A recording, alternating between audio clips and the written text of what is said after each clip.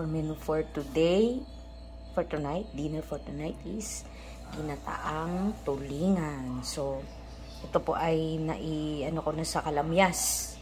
Isinaing ko na po siya, pero ifa-fried ko pa rin siya. Then, ito na po ang mga sangkap. Yan.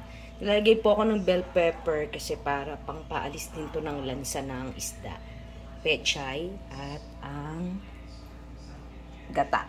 Ang nasa gata. Yan. So, mag-start po tayo in a bit. Our menu for today, for tonight, dinner for tonight is ginataang tulingan. So, ito po ay ano ko na sa kalamyas. Isinaing ko na po siya, pero ifa-fried ko pa rin siya. Then, ito na po ang mga sangkap. Yan. Ilalagay po ako ng bell pepper kasi para pangpaalis din to ng lansa ng isda. Pechay at ang gata. Ang nasa gata. Yan. So, mag-start po tayo in a bit. Ng aking anak ay ipito ko muna ang tulingan bago ko siya titimplahan para sa gata. So, i-fry muna natin siya kabilaan, then tsaka natin siya titimplahan na para sa gata. Ng aking anak ay ipito ko muna ang tulingan bago ko siya titimplahan para sa gata. So, i-fry muna natin siya kabilaan, then tsaka natin siya titimplahan na para sa gata. Start po tayo ng sibuyas. Sibuyas yung inuuna ko eh. Yan. Sibuyas. Then, pag translucent na, tsaka po yung bawang po. Then, saka natin lalagay yung luya.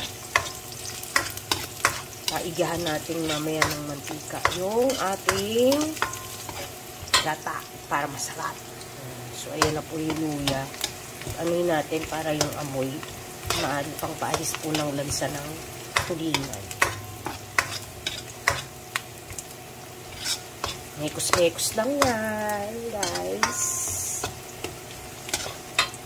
Din po ako ng squid balls and lobster balls kasi po si Cyrus ang aking panganay. At ang aking pamangkin na si Saisi ay hindi kumakain ng gatang tulingan. Intay-intay natin siya mag-simmer, then tsaka po natin titimplahan. Hulihan po natin ang pechay para po siya ay hindi masyadong matalpog. Kumbaga yung overcook. So, ayan po natin siyang kumulo at magmantika. Yan na. So, tinimplahan ko lang po siya ng konting patis. Hindi po ako naglagay ng asin. Patis and paminta. Tapos, ayan po yung pechay. Pakulo lang po konti. Then, lalagay na po natin yung ceiling green tsaka bell pepper. Gusto ko po sana ito ng maanghang kasi mahilig po si Ab sa maanghang, aking hobby. Pero, hindi ko nalalagyan kasi yung anak ko, bunso, hindi mahilig sa maanghang. So, ayan na siya. Malapit na. Then, gagawa ako ng sausawan ng lobster ball at squid balls na galing kay Tita Beth na masarap po yung lobster balls at squid balls. Kay Ate Aya. Thank you po sa squid balls and lobster balls. Ayan. Ready na siya. Konting-konti na lang, guys. Ayan, nagmamantika na siya. Tikman natin. Uy, hindi dahil sa ako nagluto pero masarap talaga siya. Mapapakain pa more ka today. Ay, hindi pala. Tonight na pala. Dinner na kasi.